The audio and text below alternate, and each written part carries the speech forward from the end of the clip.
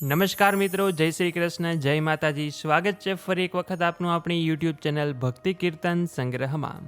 મિત્રો, આજના આ વિડીયોમાં આપણે શારદીય નવરાત્રિમાં માતાજીની કેવી રીતે પૂજા કરવામાં આવે છે તે અમે આપ સૌ લોકોને લાઈવ વિડીયો દ્વારા બતાવવાના છીએ. કેમ કે આપનામાંથી ઘણા લોકો એમને કહ્યું હતું કે અમને પૂજા વિધિની જાણ નથી કે કેવી રીતે પ્રથમ દિવસે તથા એ પછીના દિવસે પૂજા કરવામાં આવે છે.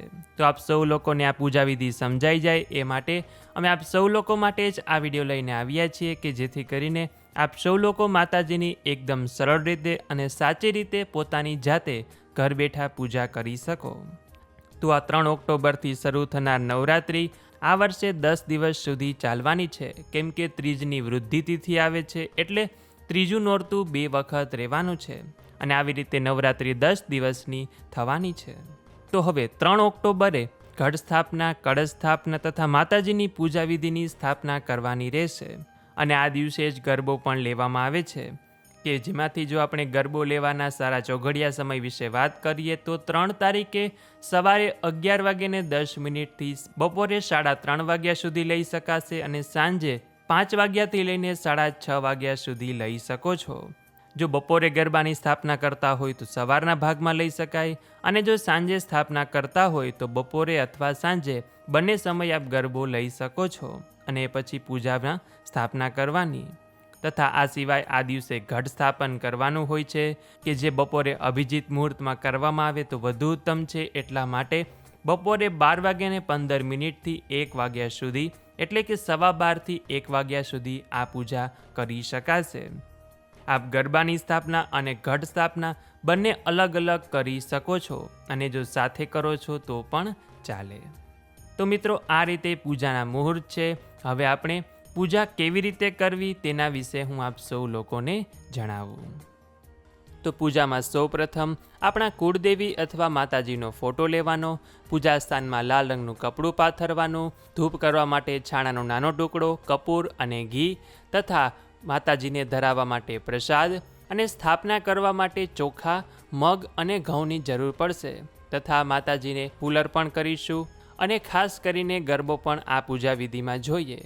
કળશ સ્થાપના કરીશું કે જેના માટે કોઈ પણ ધાતુનો કળશ લેવાનો, લોટો પણ લઈ શકાય અને લાલ રંગના કપડાં વીટેલું શ્રીફળ લેવાનું તથા માતાજીને અર્પણ કરવાનો, શણગાર પણ લેવાનો.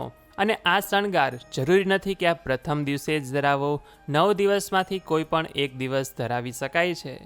તો આવો હવે આપણે પૂજા વિધિની શરૂઆત કરીએ.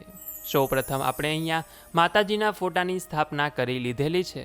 તો આ સ્થાનને આપણે ગંગાજળ વડે શુદ્ધ કરીએ, પવિત્ર કરીએ. ત્યાર પછી અહીંયા આપણે સૌપ્રથમ દીપકની સ્થાપના કરીશું. અગ્નિદેવની સાક્ષીમાં જો કોઈ પૂજા થાય તો તે વધુ ઉત્તમ ગણાય છે. તો તેમની સ્થાપના કરીને આપણે તેમને ફૂલ અર્પણ કરીને તેમનું પૂજન કરીશું. ત્યારબાદ સર્વપ્રથમ પૂજનીય એવા ભગવાન શ્રી ગણેશની સ્થાપના કરવા માટે અહીંયા આપણે તેમને ઘઉંનું વાસન આપીએ છીએ અને ગણેશજીની સ્થાપના કરીએ છીએ. તેમને આપણે જનોઈ પહેરાવીશું, વસ્ત્ર પહેરાવીશું તથા તેમને ફૂલ પણ અર્પણ કરીશું. અને હવે આપણે પૂજા કરીશું આપણા કુળદેવીની, માતાજીની. તેમનો ફોટો હોય તો તેમને કંકુનો ચાંદલો કરવાનો, ચોખા ચોંટાડવાના, ચૂંદડી પહેરાવવાની, હાર પહેરાવવાનો તથા જો આપની પાસે મૂર્તિ હોય તો આપ તેમને નવા વસ્ત્રો પણ પહેરાવી શકો છો. ત્યાર પછી માતાજીને પણ ફૂલ અર્પણ કરવાના. કોઈ પણ ફૂલ માતાજીને અર્પણ કરી શકાય છે. ત્યાર પછી માતાજીની સાઈડથી જમણી બાજુ કળશ સ્થાપના કરવાની કે જે કળશ સ્થાપના માટે સૌપ્રથમ અહીંયા ચોખાની નાની ઢગલી કરવાની અને ત્યાર પછી એક ધાતુના કળશ ઉપર નાળાછડી બાંધીને તેની સ્થાપના કરવાની. તેમાં પાણી રેડવાનું તથા તેમાં મગ, સિક્કો અને સોપારી ઉમેરવાના તથા કંકુના છાંટણા છાંટવાના અને ત્યાર પછી તેમાં 5 આસોપાલવના પાન રાખવાના અને તેના ઉપર લાલ રંગના વસ્ત્ર વીટેલું શ્રીફળ મૂકવાનું અને ત્યાર પછી તેની પૂજા કરવાની. ઘણા લોકોને પ્રશ્ન થાય કે અમે કળશ સ્થાપના કરતા નથી અથવા કળશ સ્થાપના ન કરીએ તો ચાલે? હા, જો આપ પહેલેથી કળશ સ્થાપના ન કરતા હોય તો કળશની સ્થાપના ન કરો તો ચાલે અને જો કરો તો પણ કાંઈ વાંધો નથી. ત્યાર પછી માતાજીની બીજી બાજુ આપણે હવે ગરબાની સ્થાપના કરીશું. તેના માટે અહીંયા એક બાજોટ લીધેલો છે કે જેના ઉપર થોડા ઘઉંની ઢગલી કરીને તેના ઉપર આપણે ગરબાની સ્થાપના કરીશું. ગરબામાં દીવો પ્રગટાવતા પહેલાં આપણે તેમાં મગ ઉમેરીશું. મગ ન હોય તો ઘઉં કે ચોખા લઈ શકાય છે, પરંતુ જ્યાં સુધી શક્ય હોય ત્યાં સુધી મગ લેવાના. તેમાં દીવો મૂકવાનો અને નિત્ય જ્યારે આપણે પૂજા કરીએ છીએ, સાંજે આરતી સ્તુતિ ગાઈએ, ગરબા ગાઈએ, ત્યારે આ ગરબામાં દીવો પ્રગટાવવાનો. ઘણા લોકો 9 દિવસ અખંડ દીવો પણ રાખતા હોય છે, તો આપ અલગથી બીજી બાજુ એક અખંડ દીવો પણ રાખી શકો છો. તો આટલું કરી લીધા પછી હવે માતાજીને આપણે પ્રસાદ ધરાવીશું. અહીંયા આપણે માતાજીને ફ્રૂટનો પ્રસાદ ધરાવ્યો છે તથા ખીરનો પ્રસાદ ધરાવ્યો છે. નિત્ય માતાજીને અલગ અલગ પ્રસાદ ધરાવવાનો. 9 દિવસ માતાજીને અલગ અલગ ભોગ અર્પણ કરવાનો. આપણી ક્ષમતા પ્રમાણે, શક્તિ પ્રમાણે કોઈ પણ ભોગ અર્પણ કરી શકાય. ચાહે તે પછી કેળા પણ હોઈ શકે છે, કાચા બી અને ખાંડ પણ ધરાવી શકાય છે.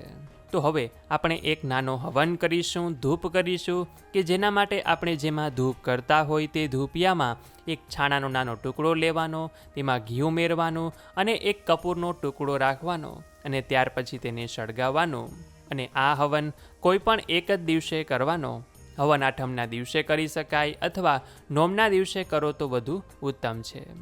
ત્યાર પછી તેમાં ધૂપ ઉમેરવાનો અને ધૂપ કરતી વખતે ઓમ દુમ દુર્ગાય નમઃ અથવા આપના કુળદેવીનો મંત્ર બોલવાનો. એમાં એક લવિંગ પણ ખાસ કરીને મૂકવાનું કે જે ભૂલાય નહીં. તો આપણે અત્યાર સુધી કળશની સ્થાપના કરી, ગરબાની સ્થાપના કરી, માતાજીને પ્રસાદ અર્પણ કર્યો તથા ધૂપ હવન પણ કર્યો. તો હવે માતાજીને શણગારની વસ્તુ અર્પણ કરીશું. આ શણગારની વસ્તુ પણ માતાજીને કોઈ પણ એક જ દિવસે અર્પણ કરવાની હોય છે. પ્રથમ નોરતાથી લઈને 9 નોરતા સુધીમાં કોઈ એક દિવસ આપણી શક્તિ પ્રમાણે કોઈ પણ શણગારની વસ્તુ અર્પણ કરી શકાય છે, કે જેમાં 16 શણગારમાંથી કોઈ પણ વસ્તુ હોઈ શકે છે. તો આ રીતે આ નોરતામાં માતાજીની પૂજા વિધિ કરવાની હોય. પૂજા વિધિ હોય તો પછી આરતી જરૂરથી કરવાની. તો હવે આપણે માતાજીની આરતી કરીશું. ઊભી વાટથી ઘીનો દીવો કરવાનો અને માતાજીની આરતી કરવાની. ગરબામાં જે દીવો કરીએ ત્યારે તેમાં તેલનો ઉપયોગ કરવાનો.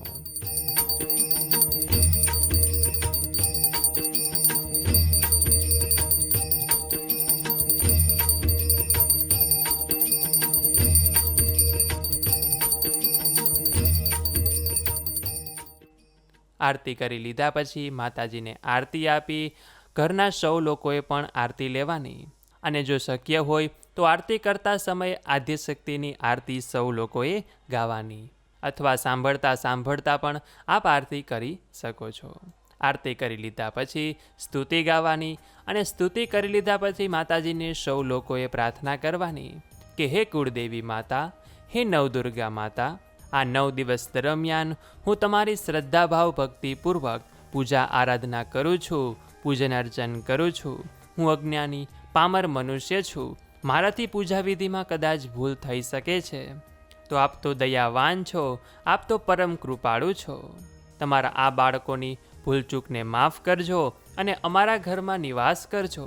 આ 9 દિવસ તો આપ અમારા ઘરમાં સાક્ષાત રહેજો, પરંતુ આખા વર્ષ દરમિયાન પણ આપ અમારા ઘરમાં કાયમ નિવાસ કરજો.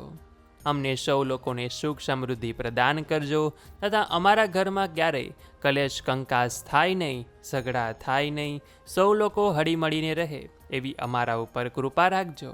આપની કૃપા વગર અમારું કોઈ પણ કાર્ય અધૂરું રહેશે. એટલે આપના આશીર્વાદ હંમેશા અમારી ઉપર બની રહે, બસ એવી જ અમારી તમને પ્રાર્થના છે.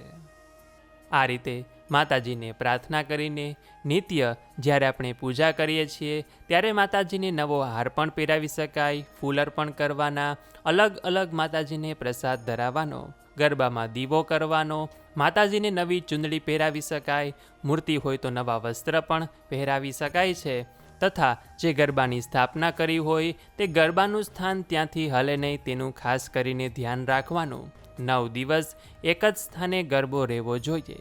જો ગરબો તેના મૂળ સ્થાનેથી હલી જાય તો ગરબાનું વિસર્જન થયું ગણાય. અને ભૂલચૂકથી ગરબો કદાચ આપણાથી હટી જાય તો માતાજી સમક્ષ ભૂલચૂકની માફી માગી લેવાની અને બીજી વાર આવી ભૂલ ન થાય તેનું ધ્યાન રાખવાનું.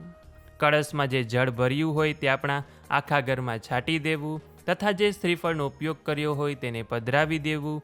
જે ગરબો લીધો હોય તે માટીનો હોય તો નદી કે મંદિરમાં પધરાવી દેવો, તાંબાનો હોય, પિત્તળનો હોય, ચાંદીનો હોય તો આપ ઘરના કુંડામાં કે આપના આંગણામાં ક્યારો હોય ત્યાં પધરાવી શકો છો અને એ પછી બીજા દિવસે ત્યાંથી લઈને તેને ધોઈ સ્વચ્છ કરીને રાખી દેવાનો અને બીજા વર્ષે ફરી તેનો ઉપયોગ કરી શકાય છે.